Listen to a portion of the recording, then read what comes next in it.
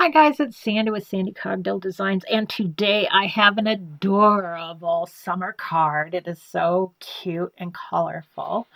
I created it with one of the new dies from Trinity Stamps. It's called the Porthole Circle Card Add-on, and my head is just swimming with different ideas to use this die. I just think the possibilities are endless.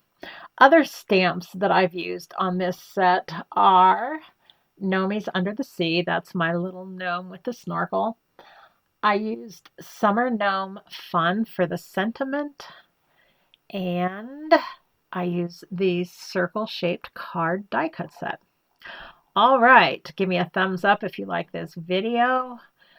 You can also find me on Instagram at Sandy Cogdill or on my blog, sandycogdilldesigns.com. All right, let's get started.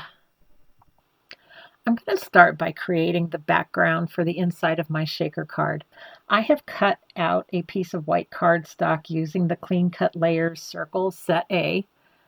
I think it's either the fourth or fifth one out from the center. I'm not quite certain. I've got my Salty Ocean Distress Oxide ink along with my blending buddy, and I'm going to start in the center of that circle, blend that out, and then I'm going to take my Prize Ribbon Distress Oxide ink, and from the outside, blend toward the center of that circle. Once I get that done, I will go ahead and set that to the side and let it dry. To build my card base, I have a piece of cardstock that is cut at 5.5 by 8.5.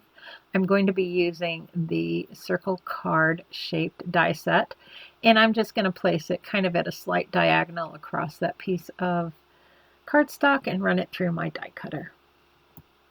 I've used the Porthole Circle Card add-on die set to cut out 6 portholes. I've cut them out of 110-pound cardstock. You could probably get by with 100-pound, it'd probably be just fine. I'm going to take just one of those and I'm going to glue that to the card base. I'm going to glue my portholes together. So I'm going to glue 3 of them together, set them aside, and I actually weight them down with the magnets on my magnetic glass board. I do that a lot. That's a really easy way to make sure your pieces don't warp. So I will do the 3 of them together, set them aside, and then do the remaining portholes and set those aside. I want the sentiment on the front of my card to be inside my shaker well. I'm going to put my little circle that I've ink dyed, I also kind of added a little bit of sand at the bottom, in my MISTI. I'm going to be using Versamark Watermark ink. I will ink up my little stamp, stamp that on my background, and then I will apply some embossing powder to that. I want to glue the inside of my shaker well background to my card base. I'm going to use liquid glue to do it, but the most important thing is to make sure that your circle card is straight up and down. So I'm going to use one of the lines on my glass mat to get that card straight up and down, and then I'm going to make sure that when I put the center of my card in, that it is straight across from left to right, if that makes any sense at all. I've got my little gnome colored. I did that off camera just for the sake of time. And my thought here is that I wanted him to be suspended within that shaker well. So I've got him colored. I cut out another piece using just the die, kind of colored up those edges so the white didn't show. And I'm going to suspend him on a piece of clear acetate. In retrospect, I was hoping that the little shaker pieces would move around more freely around and behind him. It didn't really quite work out that way. So this is a step you could totally skip and just glue him directly on that background. There are some dies that are included with the Porthole Circle Card add-on set that will cut out some seaweed, some little fish, some coral.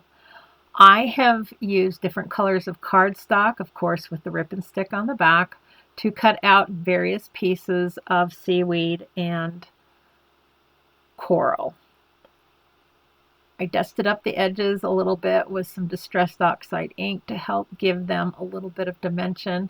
And now I am just going to start placing them on the inside of my porthole, kind of using my little gnome as a placeholder to make sure that he is still front and center on that card. I want to get him suspended in that porthole opening, so I've glued on one of my little stacks of portholes.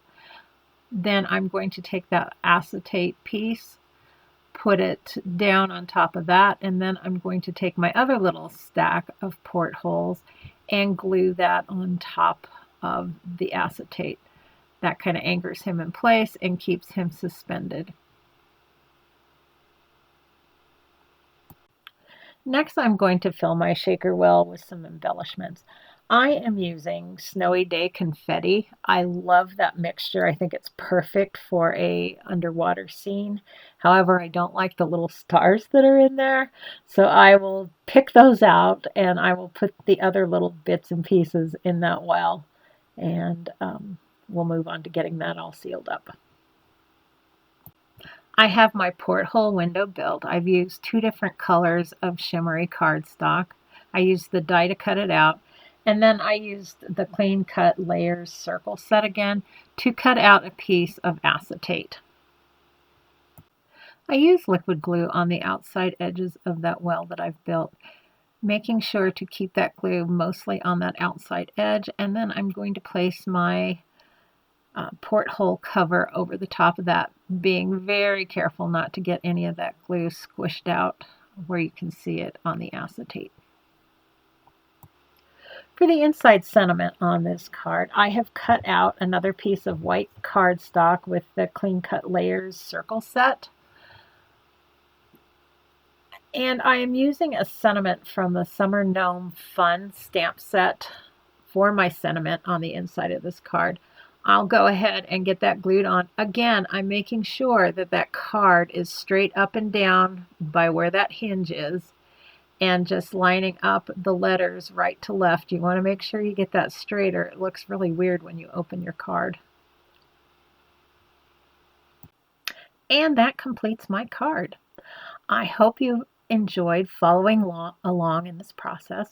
I will go ahead and link and list the supplies I've used for it down below. Go ahead and give me a thumbs up if you like this video. Please consider to subscribing to my YouTube channel. You can also follow me on Instagram at Sandy Cogdell or on my blog, sandycogdelldesigns.com. All right. Thanks so much for spending some time with me today. And until next time, bye-bye.